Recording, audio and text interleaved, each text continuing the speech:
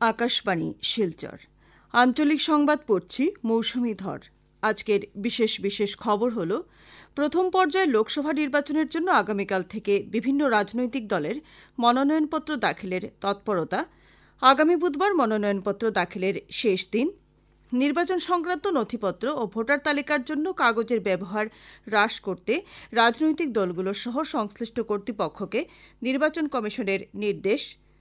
কর্মচারী ভবিষ্যনিধি সংস্থা ইপিএফওর তথ্য অনুসারে চলতি বছরের জানুয়ারি মাসে প্রায় 8,08,000 নতুন সদস্যের অন্তর্ভুক্তির বিষয়ে প্রকাশ এবং রঙের উৎসব হোলি এবং দোলযাত্রা উপলক্ষে রাষ্ট্রপতি, উপরাষ্ট্রপতি, প্রধানমন্ত্রী এবং আসামের রাজ্যপালের জনসাধারণের প্রতি শুভেচ্ছা জ্ঞাপন।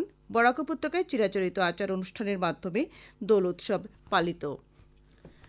এবারে বিস্তারিত খবর। আসামে প্রথম পর্যায়ের লোকসভা নির্বাচনের জন্য মনোনয়নপত্র দাখিলের আগামী বুধবার হচ্ছে শেষ দিন। অন্তিম দিনের আর একটিমাত্র দিন বাকি থাকা অবস্থায় বিভিন্ন রাজনৈতিক দলের প্রার্থীদের মধ্যে আগামীকাল থেকে মনোনয়নপত্র দাখিলের জন্য তৎপরতা পরিলক্ষিত হবে। দোল উৎসব এবং হোলি উপলক্ষে নির্বাচনী কার্যালয় দুটি দিন বন্ধ থাকার পরিপ্রেক্ষিতে মনোনয়নপত্র দাখিল করা সম্ভব হয়নি। এর ফলে আগামীকাল এই প্রক্রিয়া গতি লাভ করবে বলে আশা করা হচ্ছে। উল্লেখ্য, প্রথম পর্যায়ে আগামী বৃহস্পতিবার মনোনয়নপত্রগুলি পরীক্ষা করে দেখা হবে। এই পর্যায়ের জন্য মনোনয়নপত্র প্রত্যাহারের শেষ দিন হচ্ছে আগামী 30 মার্চ। আসামের নবগঠিত কাজিরাঙ্গা লোকসভা আসনসহ শোনিতপুর, লখিমপুর, ডিব্রুগড় ও জোরহাট আসনে প্রথম পর্যায়ে ভোট নেওয়া হবে। আগামীকাল রাজ্য ক্ষমতাসীন বিজেপি মিত্রজোট সহ কংগ্রেস এবং অন্যান্য দলের বেশ কয়েকজন প্রার্থীরও মনোনয়নপত্র জমা দেওয়ার কথা রয়েছে। বিজেপির রাজ্য কমিটির মুখ্য কার্যালয় সূত্রে জানানো হয়েছে যে আগামী দুদিনে 5টি আসনের জন্য বাছাই করা 5 জন প্রার্থী তাদের মনোনয়নপত্র দাখিল করবেন। আগামীকাল ডিব্রুগড় আসনের বিজেপি প্রার্থী সর্বানন্দ সনোয়াল ও লখিমপুর আসনের প্রার্থী প্রদান বড়ুয়া তাদের মনোনয়নপত্র জমা দেবেন। আগামী বুধবার জোরহাট আসনের প্রার্থী তপন কুমার গগৈ, কাজিরাঙ্গার প্রার্থী কামাখ্যা প্রসাদ তাসা ও তেজপুর লোকসভা আসনের বিজেপি প্রার্থী রঞ্জিত দত্ত সংশ্লিষ্ট জেলা আয়ুক্তের কার্যালয়ে তাদের মনোনয়নপত্র জমা দেবেন। তাদের মনোনয়নপত্র জমা দেওয়ার সময় দলের প্রবীণ নেতা রাজ্যের মুখ্যমন্ত্রী ড হিমন্ত বিশ্ব শর্মা, দলের রাজ্য সভাপতি ভবেশ কলিতা, অসম গণ পরিষদের সভাপতি অতুল বরা, কার্যকরী সভাপতি কেশব মহন্ত সহ অন্যান্য দলীয় কর্মকর্তাদের উপস্থিত থাকার কথা রয়েছে। অনুরূপভাবে কংগ্রেস ও বিরোধী ঐক্যমঞ্চের কয়েকজন প্রার্থীও আগামীকাল তাদের মনোনয়নপত্র জমা দেবেন। জোরহাট লোকসভা আসনে কংগ্রেসের গৌরব গগৈ আগামীকাল তার মনোনয়নপত্র জমা দেবেন।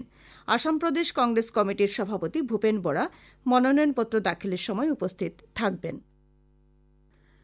আসামের সংসদীয় এলাকা পুনর্নির্ধারণের পরবর্তীতে অসংরক্ষিত হয়ে যাওয়া করিমগঞ্জ লোকসভা আসনের জন্য বিজেপি প্রার্থী কৃপানাথ মালা আগামী 3রা এপ্রিল মনোনয়নপত্র দাখিল করবেন বলে করিমগঞ্জ জেলা বিজেপি সভাপতি সুব্রত ভট্টাচার্য জানিয়েছেন। আজ অনুষ্ঠিত এক সাংবাদিক সম্মেলনে শ্রী ভট্টাচার্য আরও জানান যে এই মনোনয়নপত্র দাখিলের সময় উপস্থিত থাকার জন্য রাজ্যের মুখ্যমন্ত্রী ড হিমন্ত বিশ্ব শর্মা করিমগঞ্জ আসছেন বলে আমাদের সংবাদদাতা জানিয়েছেন।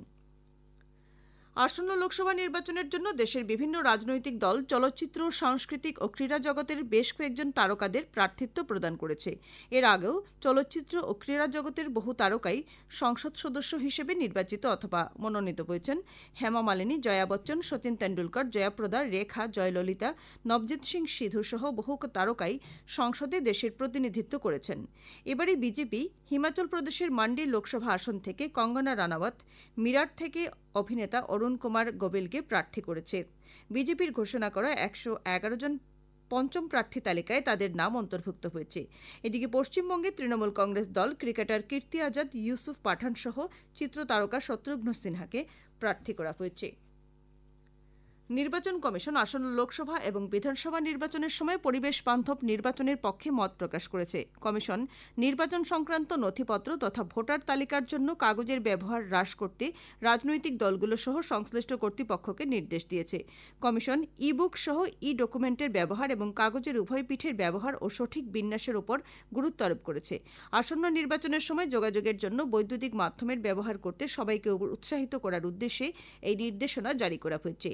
একই সঙ্গে কমিশন পরিবেশ বান্ধব নির্বাচন আয়োজনের উদ্দেশ্যে সংশ্লিষ্ট কর্তৃপক্ষ তথা রাজনৈতিক দলগুলোকে আসন্ন নির্বাচনের সময়ে একবার ব্যবহারযোগ্য প্লাস্টিকের ব্যবহার এড়িয়ে চলতে এবং আবর্জনা নিষ্কাশনের পৃথক ব্যবস্থা ও অনাময় ব্যবস্থা সুনিশ্চিত করার নির্দেশ দিয়েছে। এছাড়া সব ধরনের আবর্জনা নিষ্কাশন সঠিকভাবে করা, পরিবহনের জন্য পরিবেশ বান্ধব যানবাহন ব্যবহার করা এবং যাতায়াতের জন্য সরকারি পরিবহনের ব্যবহারের ওপর গুরুত্ব আরোপ করা হয়েছে। নির্বাচনী প্রচার কার্যের জন্য নবীকরণযোগ্য শক্তির ব্যবহারকে উৎসাহিত করতেও রাজনৈতিক দলগুলোকে নির্দেশ দেওয়া হয়েছে। দেশের নির্বাচন কমিশন এক বিজ্ঞপ্তিতে জানিয়েছেন যে জনপ্রতিনিধিত্ব আইনের সংশ্লিষ্ট ধারা অনুযায়ী প্রকৃত ভোটদাতাদের শনাক্তকরণ ও ভোটগ্রহণ সুষ্ঠুভাবে সম্পন্ন করার জন্য ভোটাধিকার প্রয়োগের পূর্বে নির্দিষ্ট ভোট কেন্দ্রে সচিত্র ভোটার পরিচয়পত্র দর্শানো বাধ্যতামূলক। যদি কোনো ভোটদাতা সচিত্র ভোটার পরিচয়পত্র দেখাতে অসমর্থ হন, তবে যে কোনো একটি বিকল্প নথি যেমন আধার কার্ড, মনরেগা কার্ড, ব্যাংক ও পোস্ট অফিসের ফটোযুক্ত পাসবুক, শ্রম মন্ত্রণালয় দ্বারা জারি করা স্বাস্থ্য বীমার smart card, driving licence, pan card, আরজিআই দ্বারা জারি করা স্মার্ট কার্ড, ভারতীয় পাসপোর্ট, ফটোযুক্ত পেনশনের নথি, কেন্দ্র, রাজ্য সরকার, রাষ্ট্রায়ত্ত সংস্থা এবং পাবলিক লিমিটেড কোম্পানির পরিচয়পত্র, সাংসদ বিধায়কদের সরকারি পরিচয়পত্র, সামাজিক ন্যায় ও ক্ষমতায়ন মন্ত্রণালয়ের জারি করা বিশেষভাবে সক্ষমের প্রমাণপত্র প্রদর্শন করতে পারবেন। প্রবাসী ভারতীয় নাগরিকদের ক্ষেত্রে পাসপোর্ট প্রদর্শন বাধ্যতামূলক থাকবে। করিমগঞ্জ লোকসভা আসনে নির্বাচনী প্রচার অভিযান জোরগতিতে চলছে। বিভিন্ন রাজনৈতিক দলের নেতারা বিভিন্ন স্থানে জনসভা, র্যালি ইত্যাদিতে অংশগ্রহণ করছেন। ভারতীয় জনতা পার্টির প্রার্থী কৃপানাথ মালা গতকাল রাতে হাইলাকান্দি জেলায় নির্বাচনী কার্যালয়ের উদ্বোধন করেছেন। পরে সাংবাদিকদের সঙ্গে কথা বলতে গিয়ে শ্রী মালা গত বছরের তুলনায় অধিক ভোটে বিজয়ী হবেন বলে প্রত্যয় ব্যক্ত করেন। এদিকে করিমগঞ্জ লোকসভা আসনে কংগ্রেস দলের প্রার্থী হাফিজ রশিদ আহমেদ চৌধুরী আজ হাইলাকান্দি কংগ্রেস ভবনে কয়েকটি সাংগঠনিক সভায় মিলিত হয়েছেন। পরে সাংবাদিকদের সঙ্গে কথা বলতে গিয়ে শ্রী চৌধুরী করিমগঞ্জ আসন পুনরুদ্ধার করা হবে বলে দাবি করেছেন।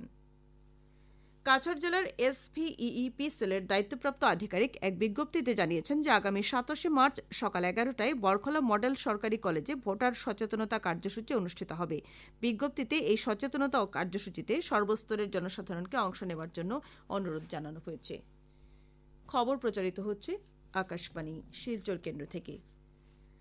কর্মচারী ভবিষ্যনিধি সংস্থা ইপিএফওর গতকাল প্রকাশ করা তথ্য অনুসারে চলতি বছরের জানুয়ারি মাসে প্রায় ৮,০৮,০০০ নতুন সদস্য এতে অন্তর্ভুক্ত হয়েছেন।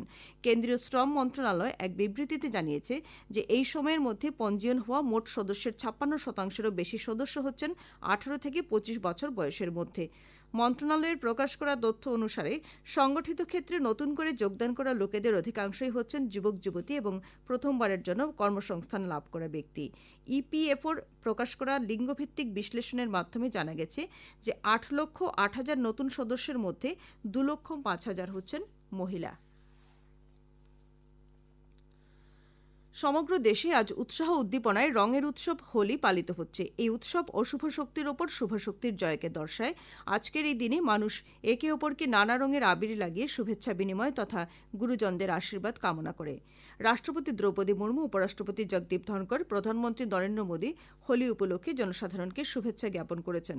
রাষ্ট্রপতি শ্রীমতী মুর্মু সামাজিক মাধ্যমে এক বার্তায় রঙের উৎসব হোলিকে সমন্বয়ের উৎসব এবং দেশের সাংস্কৃতিক ঐতিহ্যের জীবন্ত প্রতীক বলে মন্তব্য করেন। এই উৎসব জনসাধারণের মধ্যে প্রেম, একতা ও ভ্রাতৃত্বের অনুভব জাগ্রত করে বলে তিনি উল্লেখ করেন।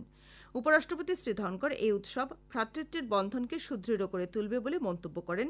হোলি হচ্ছে জীবনকে উদযাপন ও প্রাকৃতির প্রাচুর্যের প্রতীক বলে শ্রী ধনকর মন্তব্য করেন। এই উৎসব সবার জীবনে সুখ ও সমৃদ্ধি বয়ে আনবে বলে তিনি আশা প্রকাশ করেন। প্রধানমন্ত্রী শ্রী মোদী রঙের উৎসব সবার জীবনে নতুন শক্তি ও উদ্যম বয়ে আনবে বলে আশা প্রকাশ করেন। রাজ্যপাল জগদীপ ধনকরও হোলি উপলক্ষে রাজ্যবাসীকে শুভেচ্ছা জানিয়েছেন। এদিকে রাজ্যের বিভিন্ন প্রান্তে গতকাল থেকে পরম্পরাগত আচার অনুষ্ঠান ও উৎসাহ উদ্দীপনায় দোল উৎসব পালিত হচ্ছে। বরপেটা সত্রে গতকাল থেকে ৩ দিনব্যাপী কার্যসূচির মাধ্যমে শ্রীকৃষ্ণের দোল মহোৎসব পালিত হচ্ছে। এই উৎসব উপলক্ষে মুখ্যমন্ত্রী ড হিমন্ত বিশ্ব শর্মা আজ বরপেটা সত্র পরিদর্শন করেন।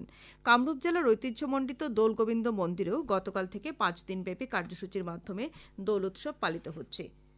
বরাক উপত্যকার 3 জেলায়ও উৎসাহ উদ্দীপনার মধ্য দিয়ে দোল উৎসব পালিত হচ্ছে। আজ উপত্যকার বিভিন্ন মন্দির, আখড়া, বাসগৃহ ইত্যাদিতে দোল পূর্ণিমা উপলক্ষে বিশেষ পুজো, নাম সংকীর্তন ইত্যাদির আয়োজন করা হয়। উপত্যকার নানা স্থানে বিভিন্ন সাংস্কৃতিক সংগঠনগুলোর উদ্যোগে বসন্ত উৎসবেরও আয়োজন করা হয়েছে। শিলচর শ্যামসুন্দর আখড়া, গোপাল আখড়া, মদনমোহন আখড়া, ইস্কন মন্দির, গৌড়ীয় মঠ সহ বিভিন্ন মন্দির, বাসগৃহ ইত্যাদিতে আজ দোল উপলক্ষে বিশেষ পুজো পাঠ, নাম সংকীর্তন ইত্যাদি অনুষ্ঠিত হচ্ছে। এছাড়া বিগত কয়েকদিন থেকে বিভিন্ন সাংস্কৃতিক সংগঠনের পক্ষ থেকে শিলচর শহর সহ গ্রামাঞ্চলেও বসন্ত উৎসবের আয়োজন করা হচ্ছে।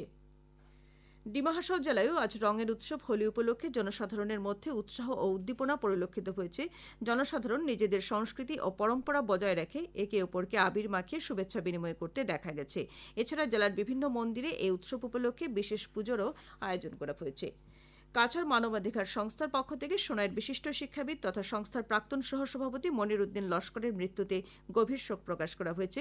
সংস্থার পক্ষ থেকে আইনজীবী ইরাবত সিংহ, প্রাক্তন অধ্যক্ষা সুমিতা ঘোষ, ড স্মৃতি পাল, আই বিনোদ সিংহ প্রমুখ শোক প্রকাশ করেছেন। উল্লেখ্য, মনির উদ্দিন লস্কর গত শনিবার শেষ নিঃশ্বাস ত্যাগ করেছেন। বয়স হয়েছিল 87। শেষ করার আগে খবরের বিশেষ অংশগুলো আবার পড়ছি। প্রথম পর্যায়ের লোকসভা নির্বাচনের জন্য আগামীকাল থেকে বিভিন্ন রাজনৈতিক দলের মনোনয়নপত্র দাখিলের তৎপরতা। আগামী বুধবার মনোনয়নপত্র দাখিলের শেষ দিন। নির্বাচন সংক্রান্ত নথিপত্র ও ভোটার তালিকার জন্য কাগজের ব্যবহার হ্রাস করতে রাজনৈতিক দলগুলো সহ সংশ্লিষ্ট কর্তৃপক্ষকে নির্বাচন কমিশনের নির্দেশ। কর্মচারী ভবিষ্যনিধি সংস্থা ইপিএফওর তথ্য অনুসারে চলতি বছরের জানুয়ারি মাসে প্রায় 8,08,000 নতুন সদস্যের অন্তর্ভুক্তির বিষয় প্রকাশ এবং রঙের উৎসব হোলি এবং দোলযাত্রা উপলক্ষে রাষ্ট্রপতি, উপরাষ্ট্রপতি, প্রধানমন্ত্রী এবং আসামের রাজ্যপালের জনসাধারণের প্রতি শুভেচ্ছা জ্ঞাপন। বরাক উপত্যকায় চিরাচরিত আচার অনুষ্ঠানের মাধ্যমে দোল উৎসব পালিত। আঞ্চলিক সংবাদ আজকের মতো শেষ হলো। পরবর্তী সংবাদ আগামীকাল সকাল 7:35।